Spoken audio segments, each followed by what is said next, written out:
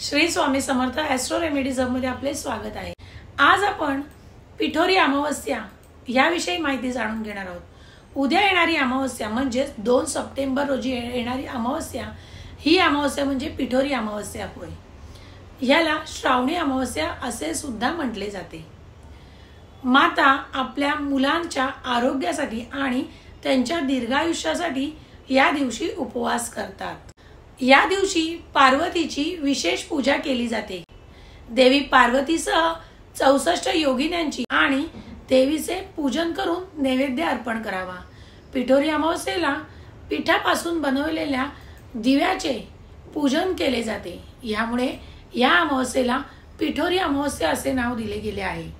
या व्रताचे महत्त्व असे आहे की पिठोरी अमावस्या ही मातेच्या वात्सल्याची, प्रेमाची आणि बलिदानाची पूजा आहे। या दिवशी माता आपल्या मुलांच्या कल्याणासाठी आणि सुखासाठी विशेष आराधना करते। पिठोरी अमावस्येची कहाणी अशी आहे की एक आटपाट नगर होतं। तिथे एक गरीब ब्राह्मण राहत होता। त्याच्या घरी श्रावणातल्या अवसेच्या दिवशी म्हणजेच अमावस्येच्या दिवशी वडिलांचे श्राद्ध असे। इकडे दरवर्षी काय होई, ज्या दिवशी श्राद्ध त्याच दिवशी सकाळपासून त्यांच्या सुनेचे पोट दुखू लागे व ब्राह्मण जेवायला बसण्याचे वेळेस बाळंत होऊन पोर मरून जाई। असं झालं म्हणजे ब्राह्मण तसेच उपाशी जात असे। असे 6 वर्ष झाले। 7व्या वर्षीही तसंच झालं। तेव्हा सासरे रागावले। ते मेलेले पोर ते तिच्या ओटीत घातले, तिला रानात हाकलून लावलं। पुढे जाता जाता ती एका मोठ्या अरण्यात गेली। तिथे तिला झोटिंगाची बायको भेटली। ती म्हणाली, बाई बाई, तू कोणाची कोण, इथे येण्याचे कारण काय? आलीस तशी लवकर जा, नाहीतर माझा नवरा झोटिंग येईल आणि तुला मारून खाऊन टाकेल।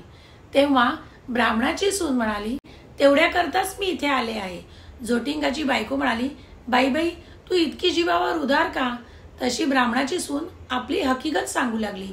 ती म्हणाली, मी एका ब्राह्मणाची सून। दरवर्षी मी श्रावणी अवसेच्या दिवशी बाळंत होते व मूल मरून जाते। त्याच दिवशी आमच्या घरी माझ्या आजे सासऱ्यांचे श्राद्ध असे। माझे असे झालं म्हणजे श्राद्धास आलेले सगळे ब्राह्मण उपाशी जात। अशी 6 बाळंतपणं झाली। 7व्या खेपेला सुद्धा असंच झालं। तेव्हा मामांजींना माझा राग आला। ते म्हणाले, माझा बाप तुझ्या बाळंतपणामुळे 7 वर्षे उपाशी राहिला, तर तू घरातून चालती हो। असं म्हणून हे मेलेले मूल माझ्या ओटीत घातलं आणि मला घालवून दिलं। नंतर मी इथे आले। आता जगून तरी काय करायचे? असं म्हणून ती रडू लागली। तशी झोटिंगाची बायको तिला म्हणाली, बाई, तू भिवू नको, घाबरू नको, अशीच थोडी पुढे जा, तिथे तुला एक शिवलिंग दृष्टीस पडेल।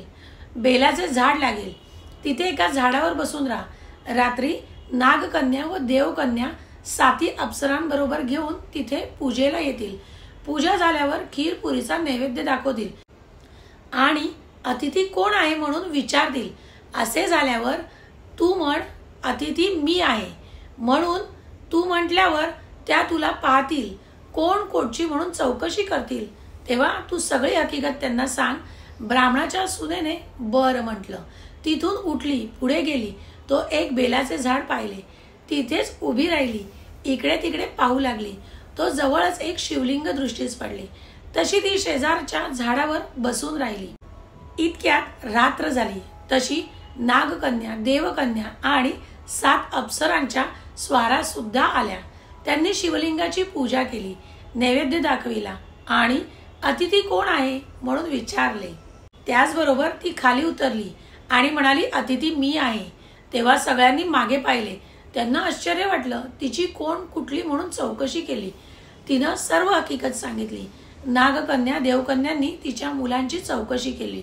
तेव्हा अप्सरांनी ती दाखवली। पुढे त्यांना तिच्या 7 मुलांना जिवंत केलं आणि तिच्या हवाली केलं। पुढे तिला हे व्रत सांगितलं। 64 योगिनींची पूजा करायला सांगितली आणि मृत्यूलोकी हे व्रत प्रकट करायला सांगितलं। तशी तिने विचारलं, याने काय होतं? अप्सरांनी सांगितलं, हे व्रत केले म्हणजे मुलं बाळ दगावत नाही, सुखा समाधानात राहतात। पुढे ती त्यांना नमस्कार करून निघाली। ती आपल्या गावात आली। लोकांनी हिला पाहिलं। ब्राह्मणाला जाऊन सांगितले, भटजी भटजी तुमची सून घरी येत आहे. त्याला ते खोटं वाटलं. अर्ध घटकेनं पाहू लागला. तो मुलं बाळ दृष्टीस पडू लागले. तसा उठला, घरात गेला. मुठभर तांदूळ तांब्याभर पाणी आणलं. तांदूळ सुनेवरून आणि मुलांवरून ओवाळून टाकून दिले. हातपाय धुवून घरात आला. सर्व हकीकत सुनेला विचारली. तिनं ती सारी सांगितली. पुढे सर्वांना आनंद झाला आणि मुलाबाळांसहित सुखाने ती नांदू लागली. ही 60 उत्तराची कहाणी 5 उत्तरी सुपर संपूर्ण. ही कहाणी तुम्हाला आपल्या चातुर्मास या पुस्तकात सुद्धा वाचायला मिळेल. तर ही अशी पिठोरी अमावस्येची कहाणी आहे. या दिवशी जर तुम्हाला पिठाच्या दिव्याची पूजा करायला नाही जमली तरी आपल्या घरातील दिव्याची पूजा तुम्ही करू शकता. देवाला गोड नैवेद्य दाखवू शकता. पण आपल्या मुलांच्या दीर्घायुष्यासाठी आणि सुख समृद्धीसाठी हे व्रत तुम्ही आपल्या घरी नक्की करू शकता. धन्यवाद.